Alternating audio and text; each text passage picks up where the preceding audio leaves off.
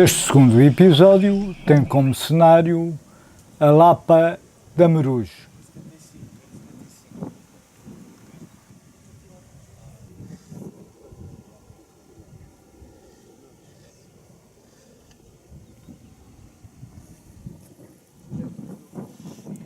Localizada no maciço da Serra do Caramulo, na freguesia de Carvalhal de Vermelhas, concelho de Vozela.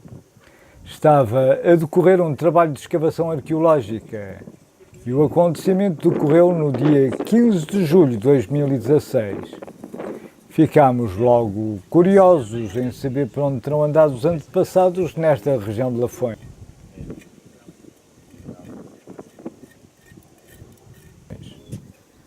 Mais gente estavam interessados neste tema. Eram os arqueólogos Filipe Coutinho Gomes e António Tavares.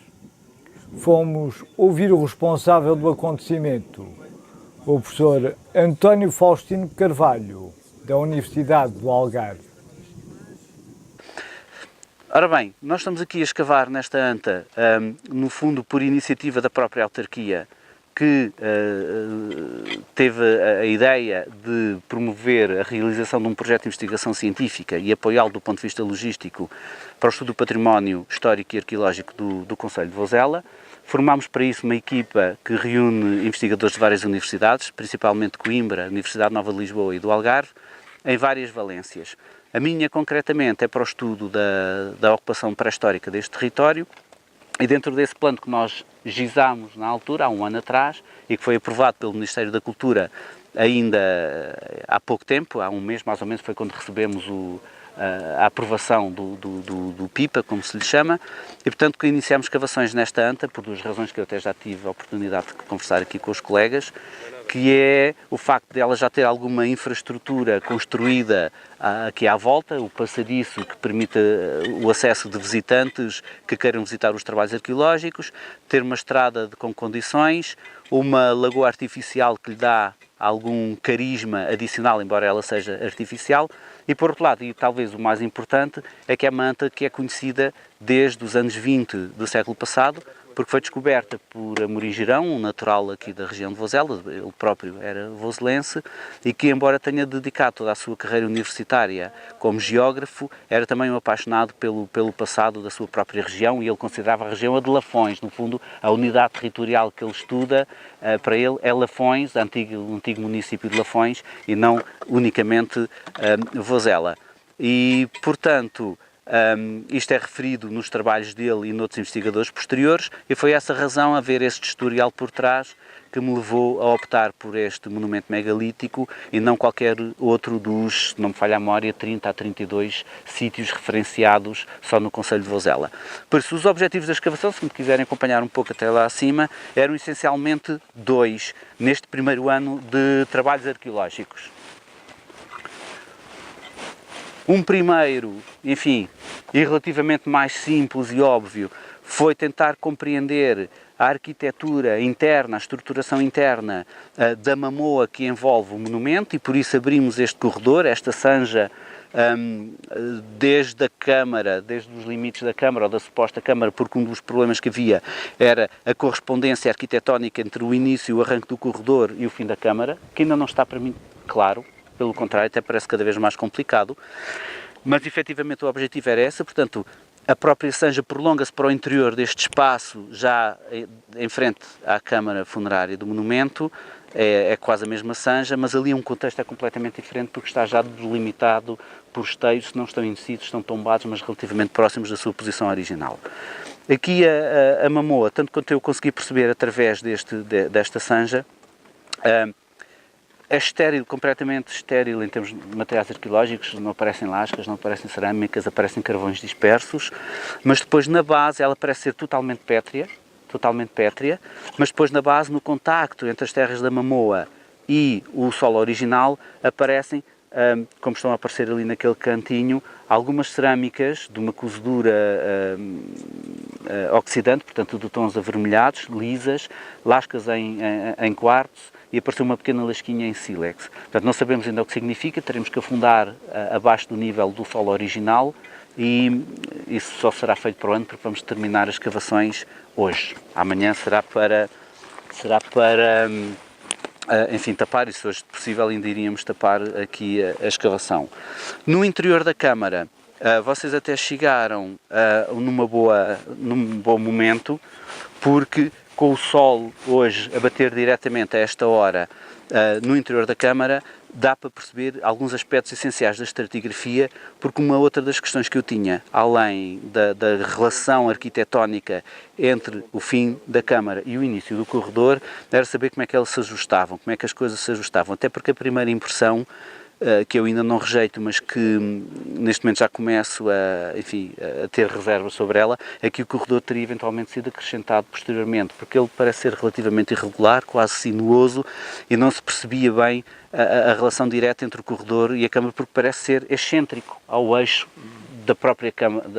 câmara. Sim, sim. Ele aponta para nordeste, a quadrícula está orientada a norte, portanto ele aponta quase praticamente para nordeste, quando o padrão até é sudeste. Não é? O padrão das Antas, mas também é natural, porque somos metidos numa cova a meia encosta e, portanto, o horizonte é muito limitado, nós estamos aqui praticamente fechados, não é? Não temos um horizonte amplo como se consegue perceber facilmente. Bom, mas seja como for, para além desse problema mais arquitetónico que ainda não tenho resolvido, até porque este topo de esteio está aqui tombado, optámos por não o extrair, não o retirar já este ano, precisávamos de uma máquina e como estamos no fim da escavação é melhor assim como assim, como se costuma dizer, fica a proteger o nível que está por baixo e para o ano é a primeira coisa a fazer, é vir com uma grua, uma retroescavadora, com uma pá, um braço longo e retira esta peça e que se ponha aí num canto, porque depois poderá ser reutilizada para a reconstituição do monumento. E assim teremos uma área de escavação maior, mais liberta, e nessa altura irá tentar, enfim, perceber-se o que está por baixo. Eu não vou pedir para eles interromperem o desenho, porque nós, enfim, estamos quase com os minutos contados, mas de qualquer forma, uma das coisas que eu acho que consegui perceber aqui foi, enfim, a profundidade e a extensão dos trabalhos do Amorim Girão. Porque quando ele refere em 1921 que fez aqui trabalhos, ele é muito lacónico e muito, enfim, pouco pormenorizado naquilo que diz, e como eu vos disse há pouco, antes de estarmos aqui neste local, ele diz que, portanto, descreve os acessos, a localização da anta, descreve sumariamente a parte arquitetónica, a anta propriamente dita, o número de esteios, o chapéu, estranhamente não refere duas gravuras de báculos que existem lá dentro, nos teios, na face interna dos teios, e não refere também algumas covinhas e outros grafismos que existem no tampo do chapéu, que nós podemos ir ver daqui a pouco, mas que há quem se lembre de não existirem. Portanto, é porque terão sido feitos depois de 1921. No que respeita propriamente à escavação da anta, ele diz que fez então uma pequena escavação na câmara funerária e que não deu qualquer objeto digno de menção e, portanto, não fala, não refere, não lista, não enumera absolutamente mais nada. E, portanto, uma das minhas preocupações no início era ver até que profundidade ele tinha, de facto, escavado na anta, até que ponto é que ainda restavam níveis conservados da escavação dele que pudessem fornecer informação atualizada, e até foi mesmo esta manhã, antes de vocês chegarem, que eu acho que consegui perceber isso mais ou menos. E, portanto, vou tentar explicar, sem pedir à Catarina que saia do sítio onde está a trabalhar, para não perdermos tempo, que é mais ou menos o seguinte: se repararem, há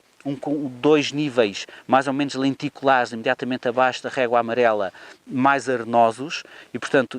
existe aquela pedra ali em granito com aspecto fresco, não é? Portanto há um nível superficial, ou um conjunto de níveis lenticulares superficiais que têm uma deposição horizontal, e portanto parece uma acumulação relativamente natural, não é? De terras que vão caindo para aí, mas se repararem com atenção, esses níveis lenticulares parecem formar uma bolsa que se define aproximadamente pelas três pedras mais pequeninas que estão lá embaixo, aquela à nossa esquerda, parcialmente coberta com sombra neste momento, que tem uma inclinação muito sugestiva e, portanto, parece fazer uma espécie de cova arredondada.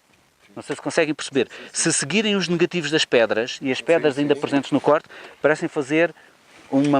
meio círculo, não é? Portanto, uma cova que é preenchida com um areião mais grosseiro, mais arenoso, que contrasta do ponto de vista sedimentológico e da cor também, porque é um bocadinho mais claro, com as terras que lhe estão imediatamente por baixo, que são mais homogéneas, de uma cor mais escura e são mais argilosas. Nós enrolamos-las nos dedos e fazemos bolinhas de argila com elas, portanto tem uma componente argilosa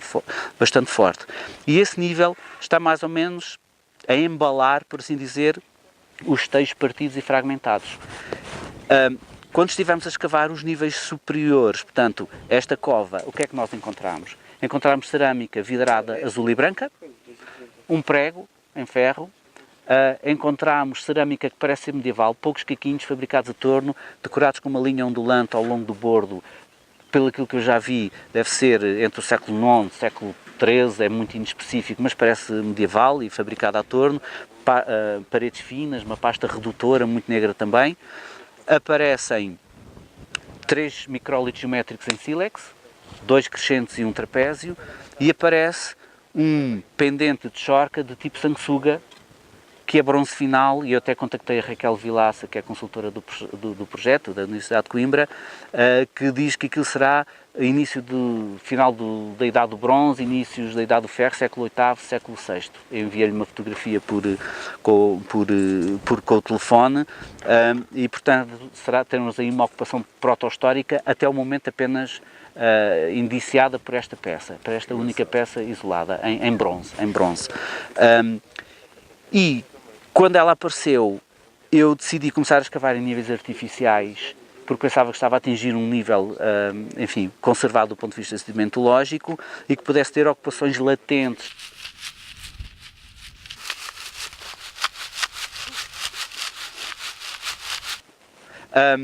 Portanto, a esperança é que este nível, como é estéril do ponto de vista arqueológico, corresponderá ao derrube deste setor da arquitetura do monumento e por baixo poderão estar conservadas, bem conservadas, as suas primeiras ocupações, não necessariamente sempre de caráter funerário, mas teoricamente sim,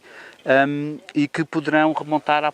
próprio momento de construção e primeiras utilizações do monumento. Eventualmente a questão da Idade do Bronze está em aberto, se ele derruba na Idade do Bronze ou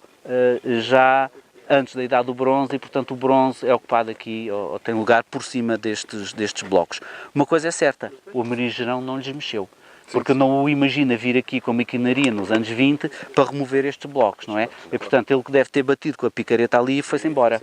Exatamente, não é? Picareta ou enxada, e se calhar ainda bem. Mas pronto, o que é interessante é que ele diz que não há nada digno de menção. Eu pedi ao Pedro Carvalho e hei de pedir também à Raquel Vilaça, existe um repositório em memória do Amerigerão na Faculdade de Letras de Coimbra, e pedi para eles verificarem que tipo de material é que lá está, porque eu imagino que possa existir eventualmente cadernos de campo, apontamentos em folhas soltas que se refiram aos trabalhos aqui na ANTA, e será interessante para reconstituir a própria biografia da ANTA no seu momento final, que é a investigação arqueológica, não é? E portanto, para o próximo ano, vocês não se coibam de desenhar, por favor. Eu estava a dizer que não parem, não, porque isso é naturalmente lento e não vale a pena perdermos tempo, porque consegue-se perceber em linhas gerais, enfim, o depósito, não é? Este depósito. Para o ano não sei exatamente o que vou fazer, mas tenho uma ou duas prioridades. Uma, como é óbvio, é continuar aqui, retirar, já falei com o Presidente da Câmara Municipal, e será fácil trazer cá uma máquina que retire este bloco onde a Catarina está neste momento sentada, que nos vai alargar a escavação e eventualmente podemos começar a escavar o corredor e dessa forma podermos escavar com mais liberdade de espaço. Um aspecto interessante que se mais ou menos deduz da topografia aqui à entrada do corredor e que também me ajuda a pensar que o corredor é posterior, é que, se repararem, a topografia, a Mamoa tem um declive suave e a partir deste alinhamento destas pedras e daquela ali de baixo e do fim do corredor, parece cair mais abruptamente, não é? Parece haver uma inflexão ainda mais acentuada aqui na topografia. Isto lembra-me os átrios, à entrada dos monumentos, enfim, e como algarvio que não sou, mas conhecendo Alcalar, lembra-me aquela parede do monumento 7 de Alcalar, em Portimão, que está toda estruturada com lajes de xisto para criar um átrio, um espaço frontal e que existe em muitos outros monumentos aqui também da Beira Alta e que normalmente não sei se é o termo, tu isso saberás melhor do que eu, se muitas vezes não serão posteriores e já se calhar do terceiro milénio, eventualmente, este tipo de arranjos exteriores, estes espaços exteriores onde aparecem os ídolos, onde aparecem fogueiras, não é? E que existem também na Galiza. Portanto, isto parece-me poder ser posterior, mas é uma coisa que eu deixo completamente em aberto, só o digo, enfim, por uma questão de franqueza intelectual, porque é o que eu estou a pensar neste momento, para o ano logo saberei o que é que dá. Portanto, no próximo ano, no próximo verão, provavelmente um pouco mais cedo, talvez em junho, será alargar a escavação ali no corredor e intervencionar aqui no suposto, no hipotético átrio do monumento, onde teriam tido lugar aqueles rituais que nós conseguimos apenas imaginar, relacionados com o culto da morte ou qualquer outro tipo de comportamento mágico ou religioso que tinha lugar no exterior do próprio monumento. Não é? E, portanto, isto é o que eu vos posso dizer neste momento a respeito dos trabalhos já feitos. Mais do que isto será, e já há muita conjectura aqui, mais do que isto será tentar, enfim, pôr o carro à frente dos bois, como se diz, apropriadamente em muitas situações.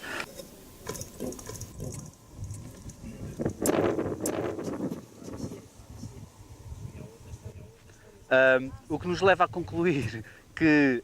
este monumento megalítico terá sido construído em época neolítica, em primeiro lugar é o seu contexto regional, o seu contexto cultural e histórico, porque nós sabemos de antemão que este tipo de monumentos funerários foram todos construídos, ou na sua larga maioria, em época neolítica. E, portanto, estaremos a falar em números redondos, porque ainda não temos elementos de datação para este monumento em concreto, de inícios do 4º milénio antes de Cristo. Portanto, estamos a falar de cerca de uma ordem de grandeza de cerca de há 6.000 anos atrás, em números redondos. E o que nos leva a pensar que este monumento em concreto, aqui a Anta da Lapa da Moruge, é dessa época, é o facto de os únicos materiais de cronologia de idade neolítica que apareceram até o momento foram 3 pontas de projétil, aquilo que chamamos micrólitos geométricos, fabricados em sílex, que é interessante de registar porque é uma rocha que não existe na região e que terá sido necessariamente importada para aqui. E, portanto, aquilo que nós conhecemos de outros monumentos da Beira Alta e Trás-os-Montes e até mesmo do sul de Portugal é que nas suas primeiras fases de utilização o espólio votivo que eram, enfim, oferecidos aos mortos para a sua vida no além eram relativamente homogéneos e simples, compostos por cerâmica raramente, mas principalmente facas em sílex, pontas de projétil em sílex e machados ou enxós fabricados em pedra polida. Até o momento, as facas em sílex e os machados em pedra polida ainda não apareceram. Eu suponho que possam estar conservados, enfim, nos níveis inferiores aqui da Câmara Funerária e do corredor e que eventualmente não estejam de facto nos seus níveis superficiais, porque eu calculo que o Amorim Girão, quando fez a escavação, os teria referido se os tivesse encontrado. E tê-los-ia encontrado. Um machado de pedra polida é uma coisa que se encontra facilmente nas terras, mesmo removidas com uma enxada, e portanto ele com certeza que consideraria esse artefacto digno de menção. E como não o faz, eu suponho que estejam ainda soterrados à nossa espera para a campanha de escavações de 2017.